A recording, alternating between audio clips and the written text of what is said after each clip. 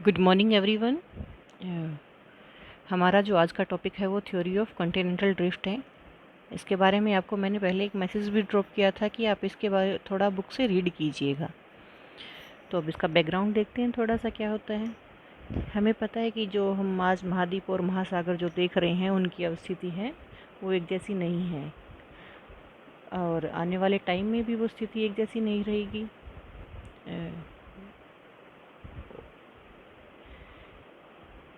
Even then जब हम latest climatologist की अगर कोई व्यूज़ देखते हैं तो वो अभी भी ये बात बोल रहे हैं कि जो हमारे पोल्स हैं वो फ्रीक्वेंटली चेंजेस आ रही हैं उनमें, और जो क्लाइमेटिक चेंजेस है वो भी हम देख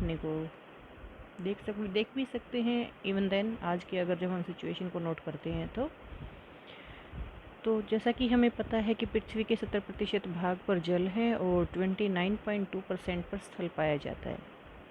और जब हम इस रेशियो को देखते हैं तो हम देखते हैं कि जो स्थल मंडल है वो बहुत बड़ा है। और जब हम पूरी अर्थ को दो गोलार्ध में बांटते हैं तो उत्तरी गोलार्ध और दक्षिणी गोलार्ध, जब उत्तरी गोलार्ध को देखा जाता है तो उसमें जो स्थल भाग है वो ज़्यादा मात्रा में है, और जो दक्षिणी गोलार्ध है उसमें जल की मात्रा अधिक है।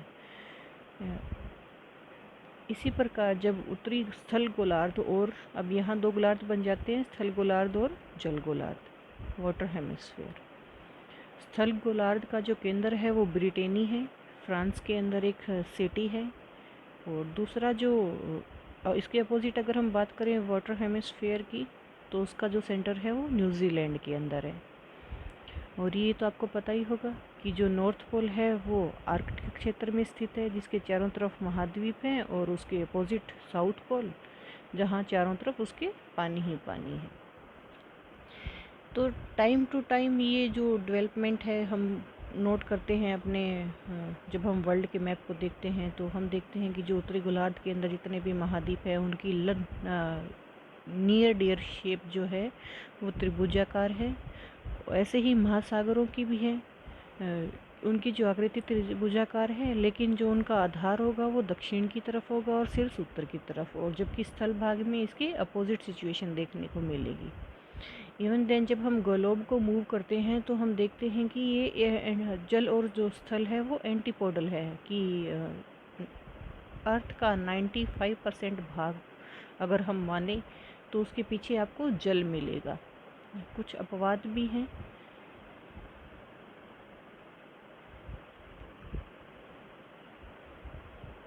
इसी प्रकार जब ये थ्योरी आगे बढ़ती गई तो जो टॉपिक हमारी सिलेबस में प्रिस्क्राइब किया गया है कॉन्टिनेंटल थ्योरी,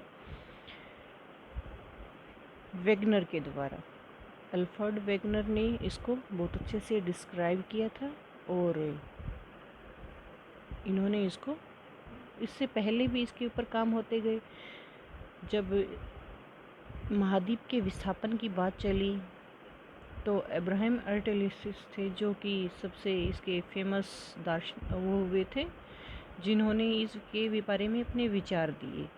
फिर F.B. टेलर आए जिन्होंने 1908 में इसको डिस्क्राइब किया। तो हम देखेंगे सबसे पहले हमारा जो टॉपिक रहता है वो वेगनर के ऊपर ही कंसिडर्ड ज़्यादा रहता है, क्योंकि जो महाद्वीपीय विस्थापन के सिद्धांत के जो वैज्ञानिक साक्ष्य थे वो इन्होंने ही सबसे अच्छे तरीके से प्रस्तुत किए थे। और जब इन्होंने सिद्धांत लिखा 1912 के अंदर, तो ये जर्मन लैंग्वेज के अंदर था, तो लोग इसको इतना अटेंशन नहीं पे कर रहे थे। बट जब ये 1924 में इसको अंग्रेजी में अनुवाद किया गया तो इस जो इन्होंने थ्योरी दी थी वो पूरे वर्ल्ड में घूम गई, सभी ने इसके ऊपर अपने ध्यान देना शुरू कर दिया। तो इन्होंने ये बताया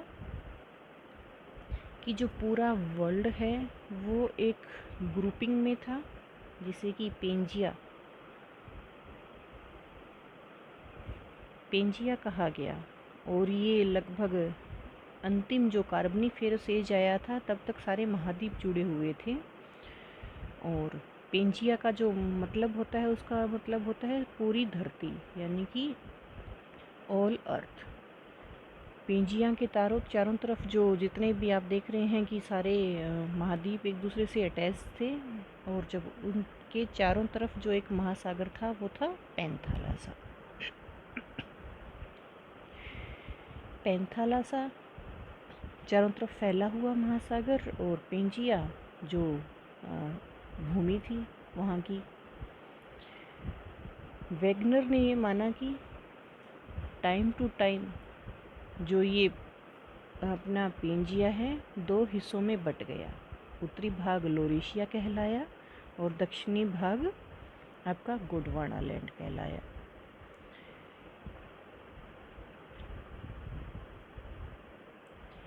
यहाँ हम देख रहे हैं कि जो पहले पेंजिया था उसके बाद लोरेशिया और गोंडवाना बना, और जो लास्ट में जो मैप बना हुआ है मॉडर्न वर्ल्ड जो आज का हमारा जो मैप है वो इसी प्रकार अपना विभाजित करके अपने आप को इन्हीं क्षेत्र के अंदर बना रखा है। इन्होंने अपने आप को सर्वाइव किया हुआ है। और वेगनर जो मानते हैं वो अफ्रीका को सबसे स्थिर मानते हैं, और उनका ये भी मानना है कि जितनी भी मूवमेंट हुई है वो सारी अफ्रीका को ही सेंटर बना के की गई है। और जो दक्षिणी ध्रुव अफ्रीका के अंदर नेटाल के पास था जब ये पेंजिया था, और वो ध्रुव कहीं ना कहीं आज भी स्थिर भाग माना जाता है इस क्षेत्र के अकॉर्डिंग। धीरे धीरे क्या हुआ कि पेंजिया टूटना शुरू हुआ, और धीरे धीरे इसमें फैलाव आता गया। इन्होंने जो ये थ्योरी दी उसके कुछ एविडेंसेस भी दिए वेगनर महोदय ने, क्योंकि जो वर्ल्ड के अंदर जितनी क्लाइमेट है, चट्टानें हैं, वनस्पति का वितरण है, उन सब के आधार पर वेगनर ने यह सिद्ध करने का प्रयास किया कि जो पेंजिया है वह टूटकर विस्थापित हुआ है, और अगर आज के टाइम में अगर पूरे इन सभी को जोड़ दिया जाए तो दोबारा से पेंजिया बन सकता है। उसके लिए उन्होंने कुछ एविडेंसेस भी दिए। एविडेंसेस में उनका जो सबसे पहले था द मैचिंग ऑफ कंटिनेंट्स, कि महाद्वीप जो हैं एक दूसरे से मैच होते हैं, जिसको इन्होंने एक नाम भी दिया था जिग्सा फिट, यानी कि साम्य स्थापना करना। ये आपको पता ही है कि जिग्सा क्या होता है। छोटे छोटे पजल्स होते हैं, सांचे के रूप में एक दूसरे के अंदर सेट कर दिया जाए तो वो पूरी एरिया कवर कर लेते हैं। ऐसा ही वेगनर महोदय ने वर्ल्ड के लेवल के ऊपर जब इस चीज़ को देखा तो उन्होंने जो जियोग्राफिकल सिमिलैरिटीज़ थी वो अपोजिट कोस्ट के अंदर, उसके एविडेंस को इन्होंने यहाँ शो करने की कोशिश की। यहाँ कलरिंग पैटर्न दिखाया गया है आपको दक्षिणी अमेरिका का और अफ्रीका का। जब घाना और इसकी ब्राज़ील के उभार को एक दूसरे के अंदर सेट किया जाता है तो वो अच्छे से जिग्सा फिट हो जाते हैं और एकाकार दिखने लग जाते हैं। इसी प्रकार जो आपका अमेरिका की रीजन है ऐसा ही ये यूरोप को अगर यहाँ सेट कर दिया जाए तो ये भी अच्छे से सेट हो जाता है। और इसी के साथ साथ जब हम पूर्वी अफ्रीका में इथोपिया के बल्ज जो बना हुआ है उसके साथ पश्चिमी भारत और अगर पाकिस्तान की जो तटरेखा को जोड़ दिया जाए तब वो भी अच्छे से सेट हो जाता है। और जो ऑस्ट्रेलिया है वो बंगाल की खाड़ी में अच्छे से आ जाएगा। ये थे इनके जो इन्होंने साक्ष्य दिए थे।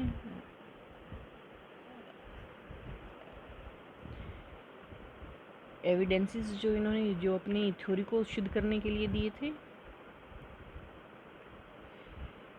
और दूसरा जो इन्होंने एविडेंस दिया वो दिया जी rock of same age across the ocean. उन्होंने ये माना कि जो समुंदर के दोनों तरफ या फिर पूरी अर्थ को भी अगर हम काउंट करें तो उनके अंदर जो हैं सेम स्ट्रक्चर की रॉक्स और रॉक टाइप्स देखने को मिलती है।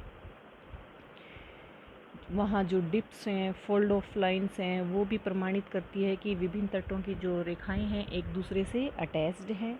और वो रेखाएं धीरे धीरे अगर उनको आपस में इतना मेल खाती है कि अगर वो आज जुड़ जाए तो एक सिमिलैरिटी इंडिक्ट वे से हम उस सिमिलैरिटी को भी नोटिफाई कर सकते हैं। इवन देन जब अटलांटिक महासागर के हम देखते हैं कि उसके दोनों तटों पर एक साइड जो कैलेडेरियन जो काल के पर्वत हैं और दूसरी साइड हर्शियन काल के पर्वत हैं, उनमें भी कहीं ना कहीं हम सिमिलैरिटी देखते हैं। ऐसे ही जो आपका उत्तरी अमेरिका का पूर्वी तटीय भाग है जो अपलेशियन बेल्ट वाला रीजन है वो भी आपके यूरोप के जो वेल्स को साथ करती हुई जो तटीय रेखाएं हैं उनके साथ अच्छे से अटैच हो जाता है। और ये प्रमाणित भी है कि जो भूगर्भीय इतिहास को अगर हम देखा जाए तो इनमें समानता भी पाई जाती है।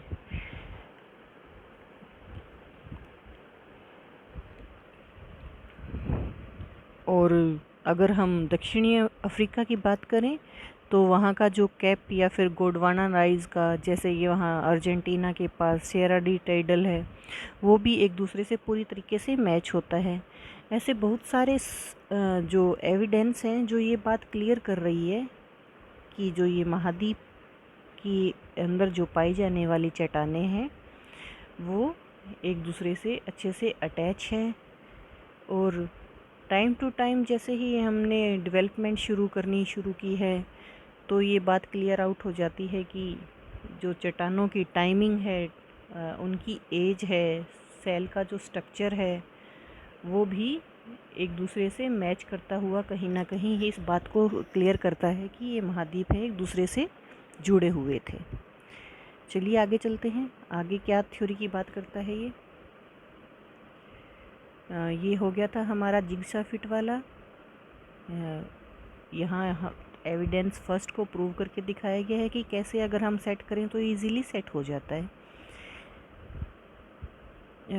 फिर हमने देखा कि अभी जैसे बात कर रहे थे हम कि चट्टानों के साक्ष्य के द्वारा भी एविडेंस दिए हैं इन्होंने, तो रेडियो कार्बन के द्वारा हम ये पता लगा सकते हैं कि फॉसिल्स कितने पुराने हैं। इसमें कार्बन 14 जो रेडिएंट है उसको यूज़ किया जाता है। स्मॉल पीस ऑफ फॉसिल है उसको CO2 में कन्वर्ट करके, गैसेस में कन्वर्ट करके उसकी एज को निकाला जाता है। और इस एज के द्वारा ही पता लगता है कि जो विश्व में लगभग हर महाद्वीप के ऊपर सिमिलर रॉक्स का जो स्ट्रक्चर है और टाइप्स है वो देखने को मिलता है। कोरिलेशन है इनके अंदर, क्लियर आउट होता है। फिर अगला जो एविडेंस दिया उन्होंने दिया जी टिलेट्स का। टिलेट्स क्या होते हैं?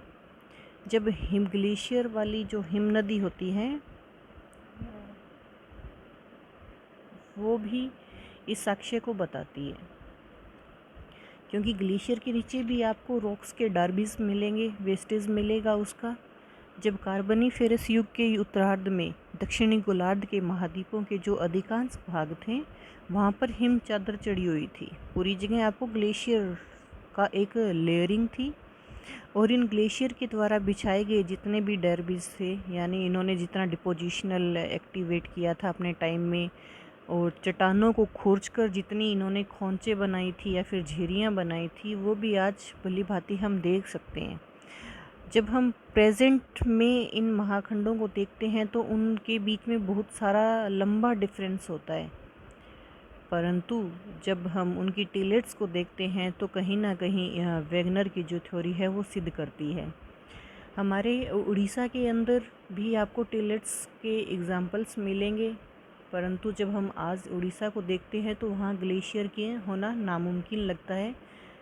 परंतु जब वैगनर की थ्योरी को वहाँ अप्लाई करते हैं तो ये बात क्लियर हो जाती है कि कभी ना कभी यहाँ भी ग्लेशियर रहे होंगे और उन्हीं के द्वारा बनाए गए खोज जो हैं वो आज हम उड़ीसा के रीजन में भी देख सकते हैं।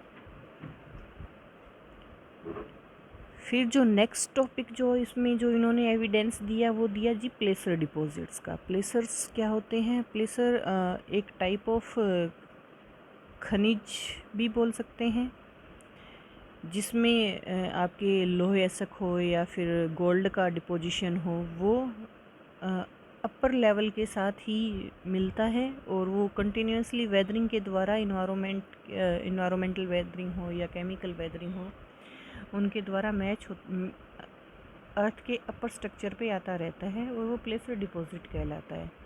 हमें पता है कि हम अगर भूखंड से अगर कुछ खनिजों को निकालेंगे तो माइनिंग करेंगे, चाहे वो डीप माइनिंग हो चाहे वो शेफ्ट माइनिंग हो, बट प्लेसर के अंदर ऐसा नहीं होता है। वो ऑटोमेटिकली ही बह के रिस्क के वेदरिंग के द्वारा, स्ट्रीम के द्वारा जो अपने धरातल के अंदर जो वेन्स होती हैं उनमें से निकलता रहता है।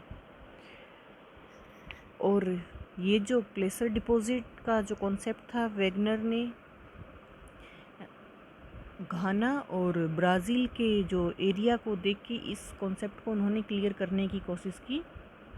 उन्होंने ये माना कि जैसे कि घाना अफ्रीका के अंदर, वहाँ जो गोल्ड का जो मटेरियल है वो लोग नदी वगैरह से ऐसे ही इकट्ठा करते हैं। आपने डिस्कवरी वगैरह पे देखा भी होगा कि कंटिन्यूसली लोग वहाँ गैदरिंग करके और धीरे धीरे उन प्लेसर्स को इकट्ठा करते हैं और उसमें से गोल्ड निकालते हैं। वैसा ही ब्राज़ील के अंदर भी है, लोग सेम सिचुएशन सेम स्टाइल से गोल्ड निकालने का काम करते हैं। और जो उनका ये जो काम होता है वो प्लेसर डिपोजिशंस के द्वारा ही मेंटेन होता है, क्योंकि वहाँ कोई माइनिंग नहीं करते, वो कोई खुदाई नहीं करते, वो सिर्फ बहते हुए जल के साथ उसको निकालने का काम करते हैं। और वो स्ट्रीम की लेयर के साथ साथ साथ उसको कलेक्ट करते हैं। इवन देन जब हमारे इंडिया के अंदर भी गोल्ड मिलता है, परंतु वहाँ जो गोल्ड निकाला जाता है वो प्लेसर डिपॉजिट नहीं है, वो खदान के द्वारा ही निकाला जाता है। जो इन्होंने फिर अगला जो एविडेंस दिया, ये आपका जो मैप आया है ये प्लेसर डिपोजिशन को एरिया को ही शो करने के लिए बनाया गया था कि ब्राज़ील के उभार में और जो गाना है वो गिनी की खाड़ी के पास पड़ता है, और वहाँ भी सेम टाइप की स्ट्रोक स्ट्रक्चर होने की वजह से जो प्लेसर डिपॉजिट है वो सेम सिचुएशन में निकाला जाता है।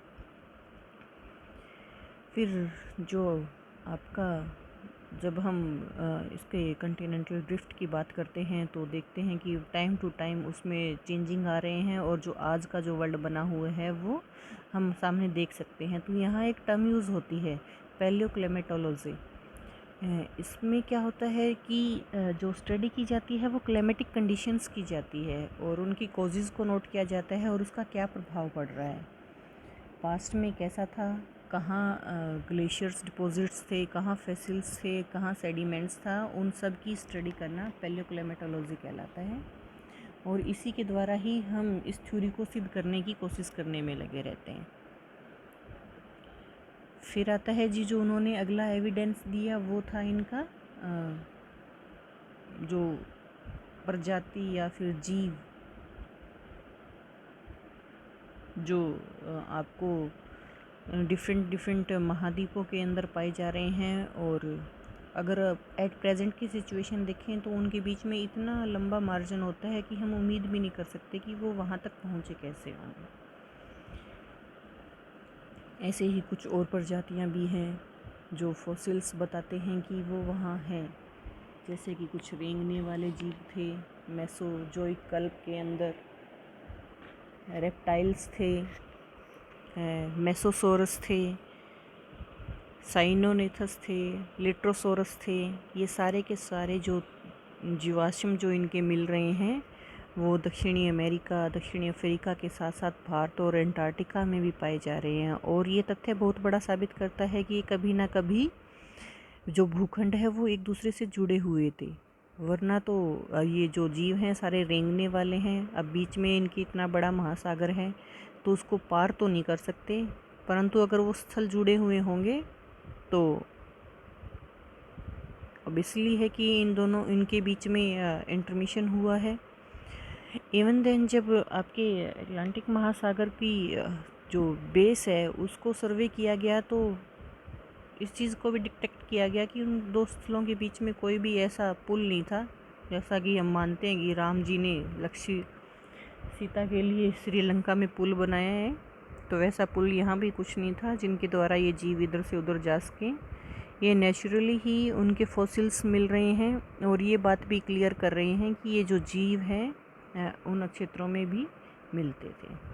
इसके अलावा ग्लेसोपेटिक्स नाम की जो वनस्पति है उनका भी पाया जाना ये भी सिद्ध करता है कि ये जीव जुड़े हुए हैं, क्योंकि अगर हम हवा के द्वारा बात करें कि पके हुए बीज उड़ के जा सकते हैं तो उनकी भी कुछ लिमिटेशंस होगी, कुछ लिमिट तक ही वो उनको ले जा सकते हैं, या फिर ऐसे कोई बड़े पक्षी भी नहीं मिलते कि वो बहुत बड़े समुद्र को पार करके एक दूसरे महाद्वीप तक पहुंच जाएं।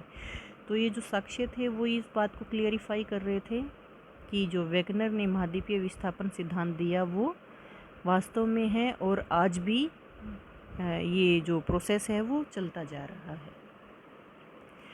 उम्मीद करती हूँ कि आपको ये टॉपिक समझ आ गया होगा। कल हम इसके अंदर जो वेगनर महोदय ने जो लेटेस्ट प्रूफ भी प्रोवाइड करवाए थे, जो फेवर कर रहे थे जो आपका कंटिनेंटल ड्रिफ्ट थ्योरी है उसको, और हम कल इसकी आलोचना भी करेंगे। तब तक आप इसको रीड कीजिएगा, कोई डाउट है तो मैसेज ड्रॉप कीजिएगा। और हाँ, आपकी अटेंडेंस इस वीडियो को जो शो करेंगे उसकी शोइंग की लिस्ट के हिसाब से ही आपकी अटेंडेंस जाएगी और तभी आपको इंटरनल मार्क्स भी मिलेंगे। Have a nice day.